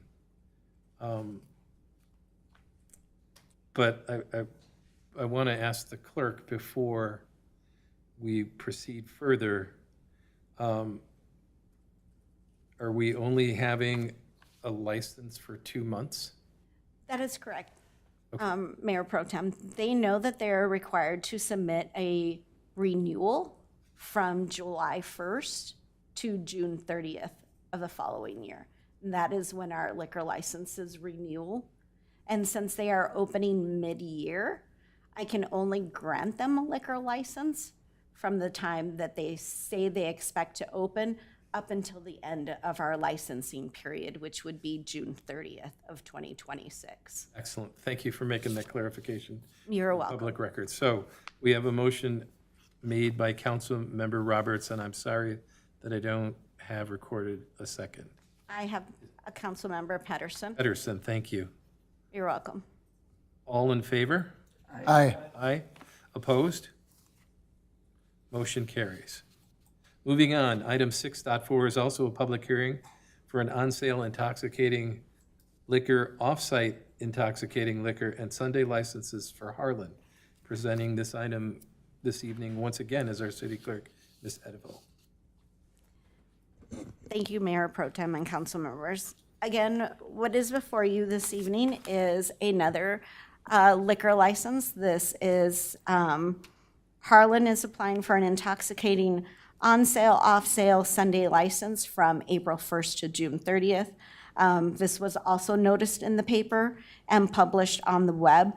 I do want to point out that it was noticed in the paper as Fin and Feather, because that is what I was informed of their name. At some point, he changed the name, but we are still proceeding with the public hearing. as it fulfills it satisfies our ordinance and the state statute. And if you feel free to open the public hearing when you're ready, Mayor Pro Tem. Great, so thank you for making that clarification. So for just a clarification, so we're regarding the doing business as name as Harlan. interchangeable between Fin and Feather and Harlan? Correct. Okay, thank you. Council, I will now open the public hearing. Is there anyone who wishes to speak to this item? Right, hearing none for the first time, I'm going to ask for a second time. Is there anyone who wishes to speak on this item? And then lastly, a third time, is there anyone who wishes to speak on this item? Right, hearing none, I will now close the public hearing and open the floor for council for discussion. Do you have any questions for me? I just have one question for you. So with this particular liquor license versus the one we just saw, there's a provision for off-sale intoxicating liquor? So off-sale intoxicating liquor would allow him, and I'm assuming maybe he's going to sell bottles of wine, but that would allow you, say, me as a consumer, I go in and I purchase a bottle of wine, but I don't completely drink the whole bottle. Maybe I only have a glass. I'm entitled by law, I can take that home, cork it, put it in a bag and take it home. That would be the only purpose of that. So would somebody be able to procure unopened No, liquor? So when we talk about off-sale, it means that it was opened and they're taking the opened liquor with them. it would mainly be like a bottle of wine. Very good, thank you. Those are the only questions I have. So, council, any other discussion items on this? Do hours of operation matter or not? So he has indicated that he will be open Monday through Friday, 11 a.m. to 1 a.m., and Saturday and Sunday, 10 a.m. to 1 a.m., which he falls within our ordinance regulation. Thank you. All right, any other discussion? All right, Motion to adopt the resolution approving the transfer of on-sale intoxicating liquor, off-sale intoxicating liquor, and Sunday licenses for Harlan from, I transfer, should not be there. okay, I'll start over here. Motion to adopt the resolution approving of on-sale intoxicating liquor, off-sale intoxicating liquor, and Sunday licenses for Harlan from April 1st, 2026 to June 30th, 2026. great. I have a motion made by Councilmember Rife. Is there a second? Second. Okay, a motion made by Councilmember Rife and seconded by Councilmember Pedersen. All in favor? Aye. Aye. Opposed? Motion carries. Our next agenda item is item 6.5, which is to consider a proposed ordinance amendment for Chapter 18 Parks and Recreation, Sections 18 to 19 and 18-34. And I understand this item is specifically to address e-bike use. Presenting this evening is Associate Planner Travis Beerley. Mr. Beerley, welcome back. Thank you, Mayor and Council. So tonight, we're talking about a proposed amendment to our Parks and Recreation ordinance. The proposed amendment directly relates to e-bikes and motorized foot scooters. Our goals with the proposed amendment was to establish definitions aligning with Minnesota statute, so we pulled direct language for that. Clarifying the e-bike operations within the city to include streets, sidewalks, and trails. And then a local proposal is that a helmet would be required for e-bike operators under the age of 18. And then the other part with the proposed amendment is it is limited in its enforcement, where it'd be limited enforcement on non-city property, which includes the Lake Minnetonka Regional Trail. So we're looking at more at city-owned land, parks, streets, and our sidewalks and trails. An e-bike is very specific within the statute. There's 3 classifications, but to keep it generalized, they all require pedals that work on the bike, They all have a data plate or sticker identifying their classification underneath the state statute, so say class 1, 2, or 3. And then there's also multi-mode e-bikes, which operate in at least 2 of the 3 classified modes. In a general sense, a class 1 has an electric motor that's assisting the pedaling up to 20 miles an hour for the operator. A class 2 has an electric motor which either can assist with pedaling or be operated by a throttle only up to 20 miles an hour. And a class 3 e-bike has an electric motor where it can assist pedaling up to 28 miles an hour. E-bikes are permitted to operate anywhere that a traditional bicycle is permitted. So that includes all our streets, all our trails, and sidewalks. Our current ordinance requires that there's a speed limit with inside those operations of 15 miles an hour. There's no proposed to that change today. So the bikes would have to go a little bit slower. Operators of e-bikes also have to be at least 15 years old. That's a Minnesota state statute requirement. And additionally, solo operation only, so no passengers. And there's also minimum safety requirements that are on there to include, if adopted, a helmet for those under the age of 18. E-bikes should not be operating on sports field, unofficial trails, or unauthorized park areas. They should stick to the sidewalks, trails, and streets as appropriate. Second item that we looked at is the motorized foot scooters. These are your stand-up scooters. Sometimes they'll have a chair. They're electrically assisted or throttled scooters, so you can push them or use the throttle. They have a max speed under state statute of 15 miles an hour. You must be at least 12 years old to operate them. And if you are under 18, you are required to wear a helmet. Then they, again, are also only for solo operations, so no passengers. And they're permitted everywhere that a traditional bicycle can go except on sidewalks. The only time that the only exception is if they're going through a driveway or accessing a property, they'd be able to cross a sidewalk, but not operate up and down a sidewalk. They would be permitted to operate on our trails. So on the pavement, they're allowed. On the concrete sidewalks, they wouldn't be. So can I ask, it seems backwards to me, like why are the ones that can go faster allowed to go on sidewalks, but these ones aren't? Council member, that's an excellent question. I honestly don't have the answer. Okay. This is just pulled directly from statute. Sure. Okay, thank you. Again, these motorized foot scooters shouldn't be operating on sports fields, unofficial trails, or unauthorized park areas. The goal is making sure that all residents can enjoy those areas and we're not damaging any of the public property. When you say unauthorized areas, like I'm assuming, so like I believe at the rec center, right between when you come in the parking lot there, I think there's a sign that says no motorized vehicles, right? Is that saying that they cannot use, or is that different? Mayor and council member, a motorized vehicle is different than an e-bike. Okay. E-bikes have very specific classifications within their definitions. As long as it meets those definitions, it's an e-bike. If it fails to meet any of the definitions, then state statute classifies them as a different type of mode of transportation. Okay. There are dozens of options out there, so we primarily want to focus at staying as specific as we can to just these modes. And a big part of that is going to be the enforcement piece. Just a quick clarification, I think I heard you say, these are either the stand-up scooters or you can have the sit-down ones, right? They could have a seat on them, yes. Seat, yeah, so it's like they're almost, yeah, okay. But they both have a max speed of 15. Yes, the maximized authorized speed for an e-bike is 15 within the city. Yep. However, by statute, this motorized foot scooter is limited by statute to 15 miles an hour.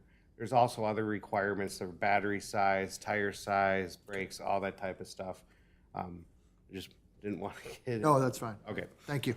As far as unauthorized park areas, if we have areas that we don't want bicycles in because they could cause a disturbance, or say teenagers and middle schoolers, I know when I was that age, we'd build jumps and things like that.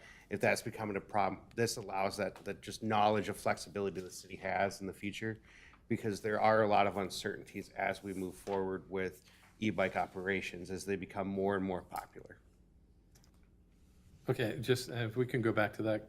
So a single wheel scooter, there are some of those that are battery powered. Those would not be under the definition of a scooter as we see it here, correct? Correct. Those have a different definition to it. Like I said, it's very specific to what it is. These are stand-up devices with handlebars on them. If you had a one wheel that you added, a handlebar to for operation, maybe it would qualify. However, I'd need to go back and reference the statute to see how the definition plays out. All right, and then the state statute, to be clear, specifically identifies that operators under the age of 18 are required to wear a helmet. Correct, for the motorized foot scooters. However, Motorized not, foot scooters. not for e-bikes. Not for e-bikes. So- So we are putting that into our ordinance for the purpose of keeping the scooters aligned with the e-bikes? Or are we putting that in there for a safety consideration? Mayor and council, it's a safety consideration, but the other part that it does is it would align requiring basically anybody underneath 18 that's on that's on a self-propelled or assisted type of transportation, they'd need to wear a helmet. E-bikes is the only mode of transportation that I'm aware of that doesn't require a helmet if you're under 18. So it aligns with it. Talking with other communities last summer as well as last fall and with Three Rivers, it sounded like there was going to be the idea that around the Lake Minnetonka area, that was going to be a requirement that's gone forward. Unfortunately, a lot of our market communities and neighboring communities have not gone. There's been limited methods done to either amend their ordinances or just completely rely on statute. One of the purposes tonight is to bring the statute just to help with clarity in what our ordinances be to align with the statute, not to make any significant changes except for the under 18 requiring a helmet on either device.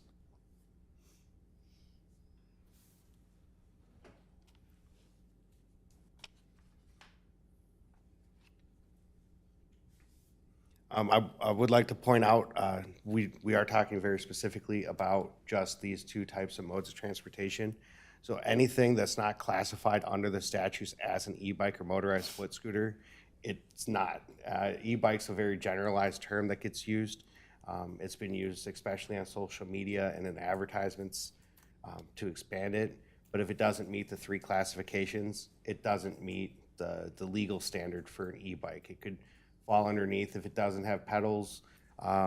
It could be an electric motorcycle. If it goes faster than 28 miles an hour, it could be considered an electric motorcycle. The scooters to 15 miles an hour, I've got two friends, they have stand-up scooters, they do 48 to 52 miles an hour. Those do not qualify as a motorized foot scooter, so under the statute, those are qualified differently. And we would want to allow law enforcement to handle that exchange and what it is, and therefore the proposed amendments to our ordinance don't address those type of devices. Also, anything that's powered by gas, it's not an e-bike, it's not a motorized foot scooter. The other thing that we want to look at is we did have a resident reach out that had a concern about mobility scooters. Those are regulated differently under the statute. This proposed ordinance has zero effect on those to be able to operate because there's specific rules within the statute for those operations. All right, so to be clear, the part about requiring helmet use on an e-bike for someone under the age of 18 is something that the city of Victoria would be, if we approve this ordinance change, that would be essentially unique to the city of Victoria. Mayor, that is correct. We would be leading that, and we'd be the only one in the area that has that requirement, though there's been talk.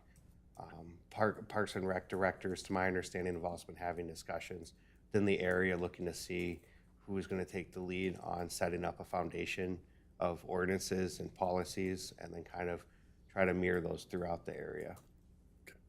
Have we given any consideration along the lines of saying we're taking a step above for safety, perhaps restricting the use of cell phones while on an e-bike or a scooter for those under the age of 18? Mayor, Council, we have not had that discussion as staff. That's a question that hasn't been brought up nor has it been addressed. If there are regulations to that, it's a little bit difficult to do the enforcement as it is, even with the proposed ordinance and under the statute. There's still a lot of questions on that. That would be something that would add to that level of difficulty for enforcement, because most of the operators of this are are persons under the age of 18. So a big part that we as staff are trying to push is the education piece, making sure that we have a foundation of something that is simple and clear that we can amend in the future, and that would be an amendment that we could look into in the future. But the most part is education for behavioral purposes, and being able to have something to point to, whether it be our community safety officer or one of the deputies interacting with, say, a 14-year-old kid that's just they didn't know or parents don't know, and things like that. Yeah, I mean, I understand with any of this and ordinances, and I think I've shared universally by the council that enforcement's always a difficult process. But that said, if you don't have the restriction, you can't educate to the fact that the restriction exists. So, while I get that what we have is what seemingly is a good start, I mean, council, if you share the view that staff should look into perhaps the restriction of use of cell phones while on an e-bike or a scooter for those under the age of 18, along the lines of our concept that we want to promote safety and then be able to promote in that not necessarily that setting aside the difficulty of enforcement, but in your education process, having it in the ordinance and pointing out that that's not a permittable activity. So, for the sake of your own safety and for the sake of others, this activity would be restricted. So, If mayor and council, that's something that we'd be more than happy to look into to find out the pros and cons and what that would look like. Unfortunately, I'm not prepared tonight to be able to respond to that type of question without doing further research and bringing it back to the city council. understood. But council, do we feel that that would be a good use of staff's skills in this area and promoting and protecting the safety of Victoria residents? Because a distracted person on an e-bike or a scooter is a problem today. If somebody's using a cell phone while they're operating this, they're further distracted, and that just complicates the safety factor. So if we're going to seek to enhance the safety factor of the use of these with helmets, I think it's within our purview to try to examine ways to make these modes of transportation safer both for the operator and those who are around them. Yeah, I would agree with that.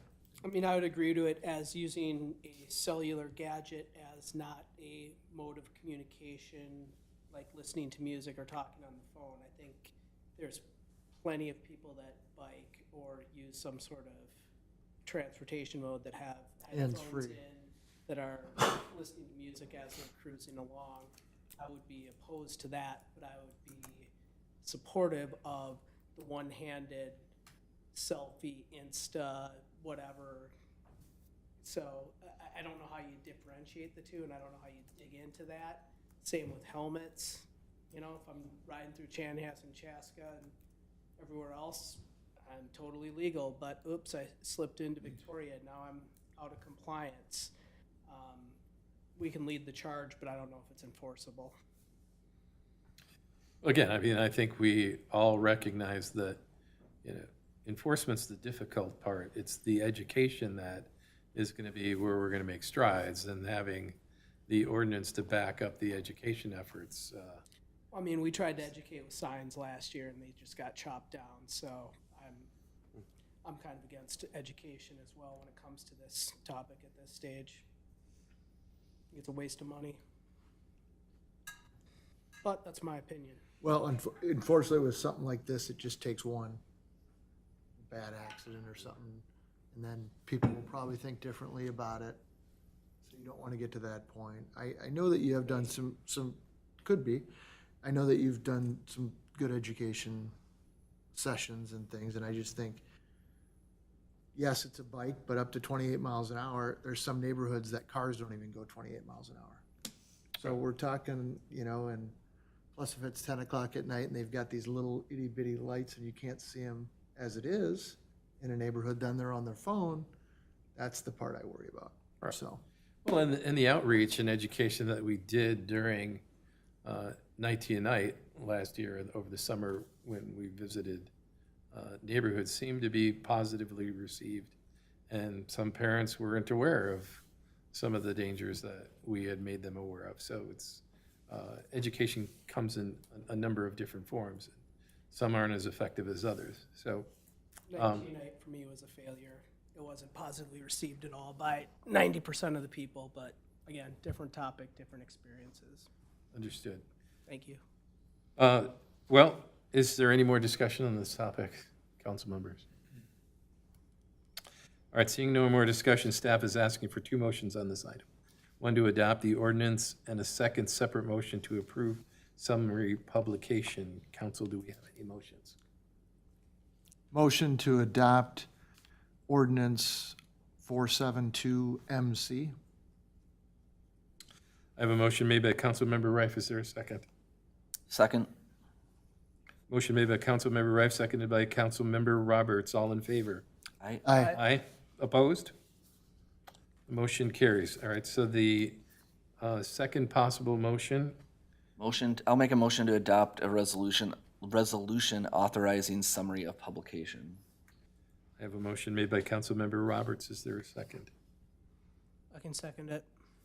All right, motion made by Councilmember Roberts, seconded by Councilmember Pedersen. All in favor? Aye. Aye. Opposed? Motion carries. Our final item on our regular agenda this evening is item 6.6, which is to reconsider Park and Recreation Committee 2026 appointments. Presenting for this evening is City Manager Dana Hardy. Ms. Hardy, the floor is yours. Thank you, Mayor Pro Tem, members of the council. I will be brief this evening. During your last regular council meeting on March 9th, you made appointments for your citizen advisory committees. Those were specifically for Planning Commission and Parks and Recreation Committee. You did not have any appointments for the Senior Advisory Committee because there were no vacancies this year. We are bringing back a portion of this for you this evening, the Park and Rec Committee appointments. And my apologies, I did not catch this at the time of the appointments that were made, but we made too many appointments for the Park and Recreation Committee. So during your meeting on March 9th, you made 3 regular appointments for 3-year terms. Amanda Cahill, Tammy Leonetti, and Blake Farber. You also made a student appointment for a 1-year term, and that has not been impacted by this. So the area where we made too many appointments was for those regular 3-year terms. And so there are a couple of things, a couple of ways that we could address this. And I wanted to provide some options. And of course, there may be other options that you may want to consider as well. But to assist, we thought to go to the conversation, if you recall, during March 9th was to go to a 9-member committee. Your ordinance allows for that. We've been currently operating as an 8-member committee. And so if you wanted to remain at the 9-member committee that we are today, you would do 2 appointments and then you would want to add somebody on deck. Alternatively, because we've been making some transition to do more from the formal settings, there's certainly the Park and Rec Committee is certainly meeting formally, but they've been becoming more active and engaged in the community, doing a lot of ambassador type work for our park system and doing a lot of pop-up events in the park. So this could be a situation where more members of the committee might be more effective for us, especially as we go into the comprehensive planning, which is, of course, very heavy on community engagement and a parks master plan that will come out of that. So alternatively, we have for council's consideration increasing the number of Park and Rec Committee membership to 10 plus the 1 student. And if you did that, your appointments could remain as you did them on March 9th, the 3. And so with that, if you wanted to do that route or go that route, we would also ask that you direct staff to bring back a revised ordinance amendment. That would have to be properly noticed, and we could make that revision to the ordinance to go from a 9-member committee plus a student to a 10-member committee plus a student. And with that, I'm happy to stand for any questions.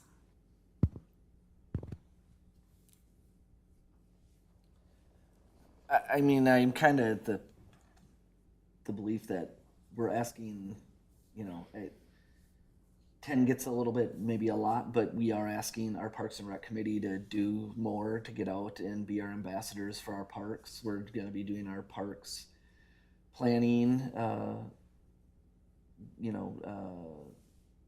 going forward, and so it might be beneficial to have, even if they're on deck, when they're on deck, I forget how, because the planning commission, we have like when they're on deck, they come to the meetings, right? But is that the same thing for the?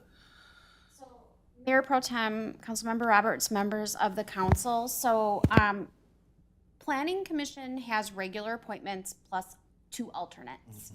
The alternates are encouraged and are expected to come to all of those meetings and participate in the discussion and the meeting. They just would not be able to vote unless there's a regular member absent. When you have, historically, when you've had more applicants than you've had vacancies, and you think you've got really good qualified candidates through your interview process, you have been placing candidates either on all 3 of your committees on deck.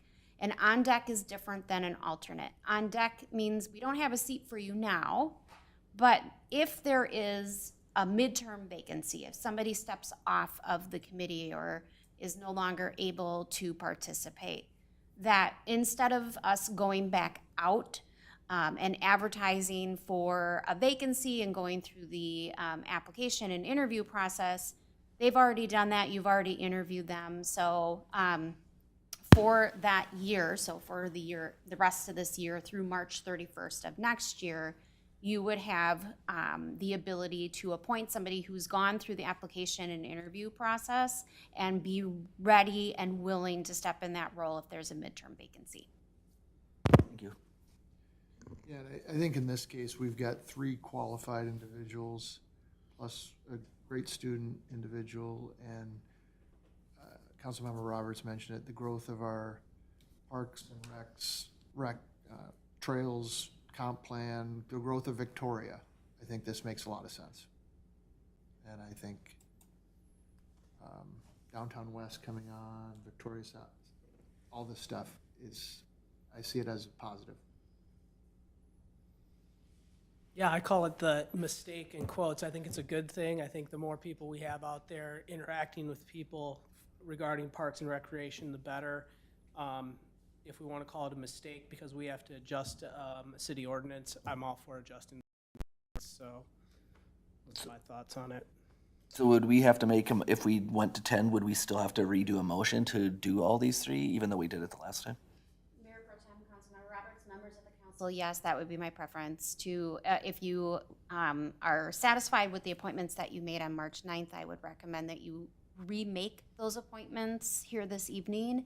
And it can be the same motion, or you can have a separate motion to direct staff to bring back an ordinance amendment to revise the ordinance to become a 10-member committee plus the 1 student member.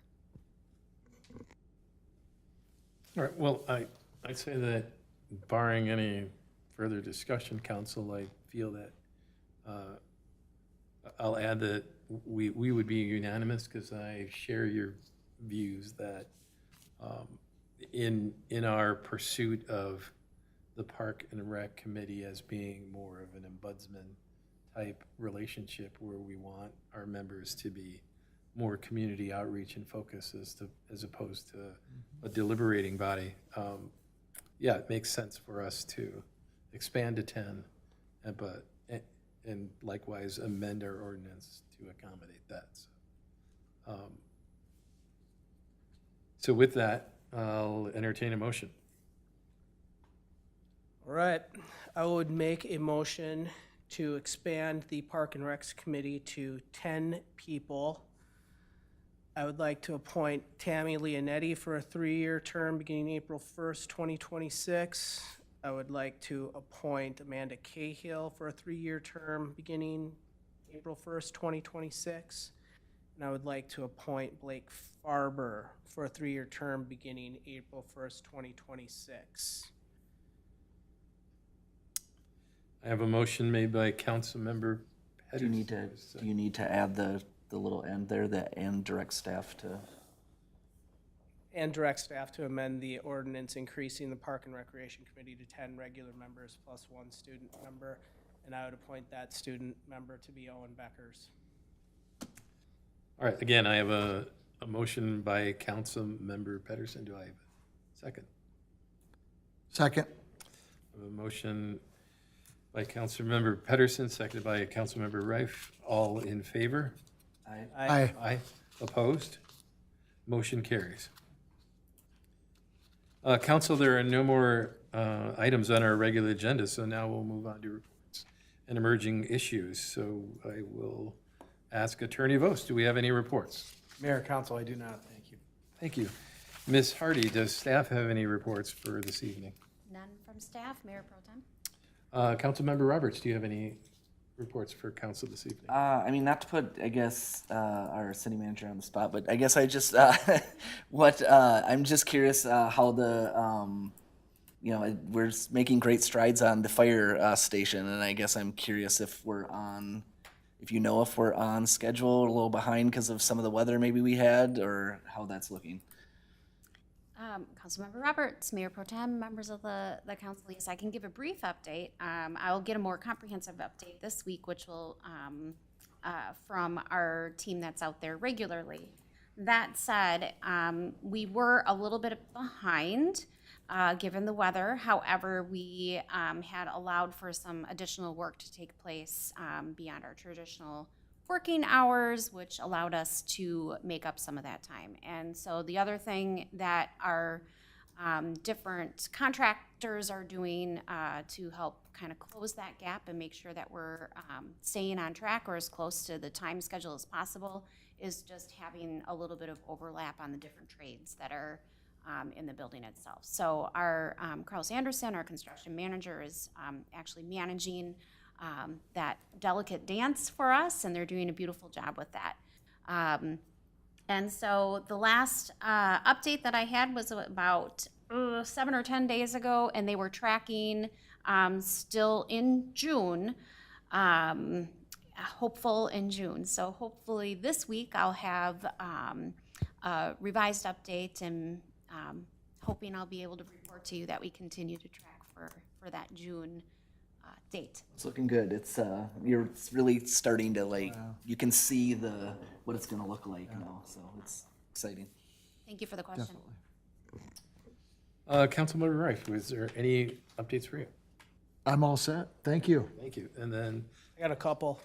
yes, please, Councilmember. The 25th, I believe, is the Landscape Arboretum, is the Arboretum Area Transportation Project meeting at 6 o'clock. Is that right? I'll be there. I have 5 to 7 p.m. 5 to 7. I think I'm going to be there at 6. Find me if you want. And then just a note of education here. The March 17th Planning Commission, their 4.3 development updates, I thought was awesome as far as giving an update of all the projects and all the things that we have done over the last 3 or 4 years. So anybody out there watching who wants a really good comprehensive outline of what we've done, March 17th Planning Commission 4.3 development updates was great. That's all. Thank you, Councilmember Pedersen. I don't have any reports to bring, so given there are no more items to come before our body this evening, may I ask for a motion to adjourn?